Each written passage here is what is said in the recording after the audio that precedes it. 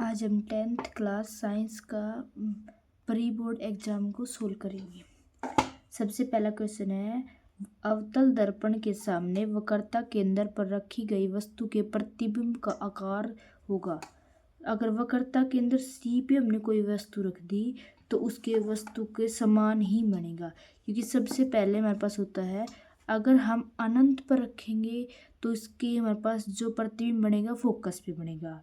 अगर हमने अनंत और एफ के आर के सेंटर के बीच में रख दिया तो एफ और सी के बीच में बनेगा वास्तविक और उल्टा। अगर हमने केंद्रक पे रख दिया तो हमारे पास वक्रता केंद्र पे ही बनेगा और वस्तु के समान बनेगा। आगे वाला किस है, प्रतिरोध को पार्श्व में जोड़ने पर कुल प्रतिरोध।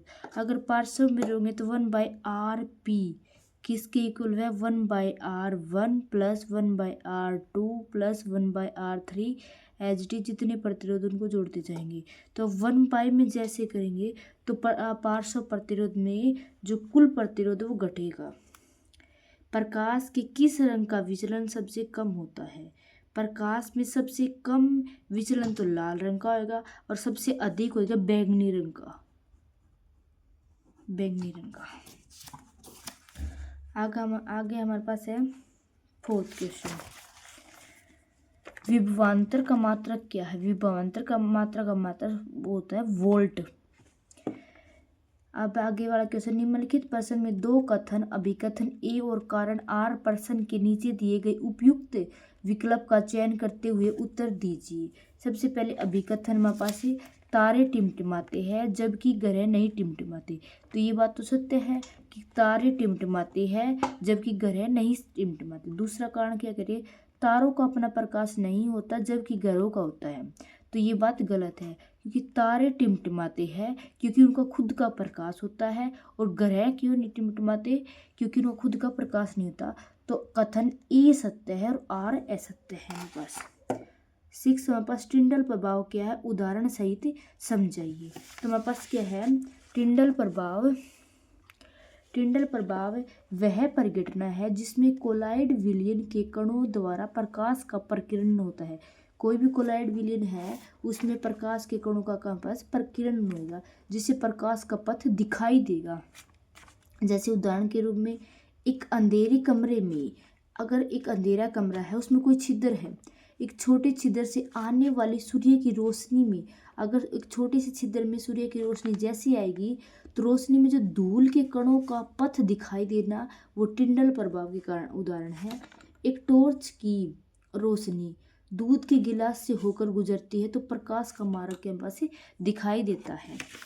अब 7th हमारे पास से किसी विद्युत बल्ब के तंतु में से 0.2 एम्पियर विद्युत धारा 2 मिनट तक प्रवाहित होती है तो विद्युत परिपथ में प्रवाहित विद्युत आवेश हमें आवेश निकालना है।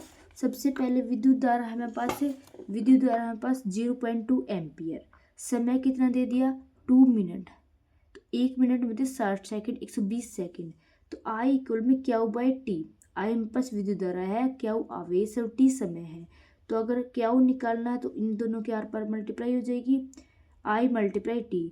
तो I की वैल्यू 0.2 है और T की हमारे पास 120 है, तो क्या हो गया 24 कुलाम। हमेशा जो आवेश है उसका मात्रा क्या होता है, कुलाम होता है। अब आगे क्वेश्चन है 8th, दो चुंबकीय क्षेत्र रेखाएं एक दूसरे को प्रतिच्छेद क्यों नहीं करती? अगर दो चुंबकीय रेखाएं हमारे पास से कभी भी प्रतिच्छेद क्यों नहीं करती? दो चुंबकीय क्षेत्र रेखाएं एक दूसरे को प्रतिच्छेद नहीं करती क्योंकि यदि वे ऐसा करती है तो प्रतिच्छेद बिंदु पर चुंबकीय क्षेत्र की 2 दिशाएं होगी। एक जहां पर अगर वो प्रतिच्छेद करेगी तो उस एक बिंदु पर उसकी 2 दिशाएं होगी, जो ऐसा संभव नहीं है। तो भौतिक रूप से ऐसा असंभव है। अब हमारे पास है छड़ चुंबक में चुंबकीय क्षेत्र की अपेक्षित प्रबलता कहाँ पर होती है? तो चुंबक के ध्रुवों पर होती है, जिसे पोल कहते हैं हम। आगे है 9th क्वेश्चन, परिनालिका से आपका क्या अभिप्राय है? एक परिनालिका में प्रवाहित विद्युत धारा के कारण उत्पन्न चुंबकीय क्षेत्र रेखाएं बतानी है हमारे पास। तो परिनालिका के ऐसे हमें एक्सप्लेन करना है। पास पास लिपटे विद्युत रोधी तांबे के तार की बेलन की आकृति की अनेक फेरों वाली कुंडली को क्या कहते हैं? परिनालिका। हमारे पास ऐसे जैसे पास पास लिपटे हैं तांबे के तार से और अनेक फेरों वाली कुंडली को क्या कहेंगे? परिनालिका कहेंगे। किसी विद्युत धारावाही परिनालिका के कारण उसके चारों ओर उत्पन्न चुंबकीय क्षेत्र का एक सिरा, हमारे पास जैसे चुंबकीय क्षेत्र रेखाएं हैं ऐसे जा रही है, तो एक दिशा तो हमारे पास नॉर्थ और एक साउथ होएगा। एक उत्तर ध्रुव और एक क्या है? दक्षिण ध्रुव के समान व्यवहार करता है। परिनालिका के भीतर, परिनालिका के जो भीतर है चुंबकीय क्षेत्र रेखा एक दूसरे के समानांतर ऐसे समानांतर चलेगी और सरल रेखाओं की भांति होती है। परिनालिका के भीतर एक समान चुंबकीय क्षेत्र होता है। परिनालिका में यहाँ देखें, यहाँ देखें, यहाँ देखें, तो हमारे पास चुंबकीय क्षेत्र क्या है? एक जैसा होगा।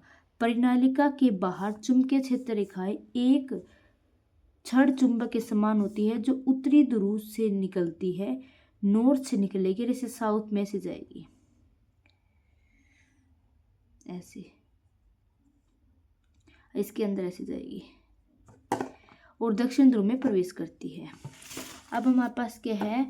विद्युत परिपथों और संधारित्रों में सामान्य उपयोग होने वाले दो सुरक्षा उपकरणों के नाम, हमें कोई दो सुरक्षा उपकरणों के नाम बताने हैं और विद्युत में विभिन्न सुरक्षा उपाय का वर्णन भी करना है।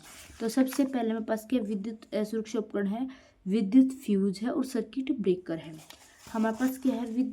विद्युत से बचाव के लिए विभिन्न सुरक्षा उपाय निम्नलिखित है। पहले है फ्यूज या सर्किट ब्रेकर का उपयोग करना हमें सर्किट में। ये उपकरण ओवरलोडिंग, अगर ओवरलोडिंग हो जाएगी या शॉर्ट सर्किट हो जाएगा के कारण अत्यधिक धारा प्रवाहित होने लगी तो ये परिपथ को स्वयं ही तोड़ देते हैं। दूसरा हमारे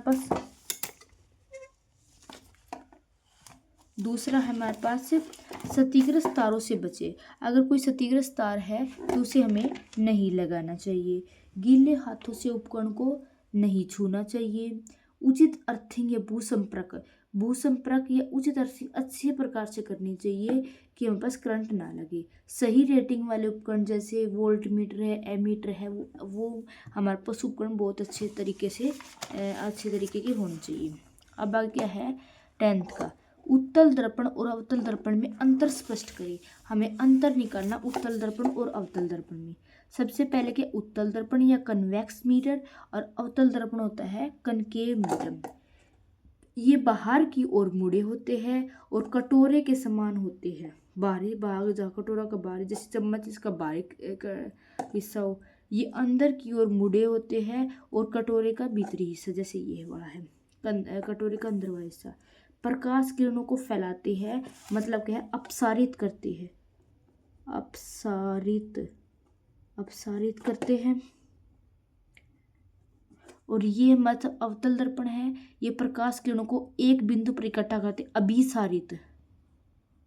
अभिसारित मतलब अभिसारित सभी को एक बिंदु पर अभिसारित करेंगे। हमेशा छोटे सीधे और वास्तविक प्रतिबिंब बनते हैं। इसमें वास्तविक और उल्टे बनते हैं। इसमें हमारे पास उत्तल दर्पण में है व्यापक दृश्य देखने के लिए। हमें कोई बड़ी जगह है उसको छोटा छोटा करके देखने के लिए इसका यूज करते हैं। वाहनों के पार्श्व दर्पण में भी इसका यूज करते हैं और सुरक्षा उपकरण में भी हमारे पास क्या है? उत्तल दर्पण या कन्वेक्स मिरर का प्रयोग करते हैं। और अवतल दर्पण ये दंत चिकित्सक है, कोई छोटी चीज को बड़ी चीज करके देखेगा तो वो हम पास दंत चिकित्सक इसका भी यूज करेगा वाहनों की हेडलाइट में। आगे हमारे पास है लेंस की क्षमता क्या है? लेंस की क्षमता का मात्रक क्या है? तो हमारे पास किसी लेंस द्वारा प्रकाश किरणों को अभिसरण या अपसरण करने की मात्रा को लेंस की क्षमता कहते हैं। लेंस की क्षमता फोकस दूरी के व्युत्क्रम होती है। P = 1/f। लेंस की क्षमता का मात्रक डायोप्टर है। वक्रता त्रिज्या और फोकस दूरी के बीच संबंध R = 2f।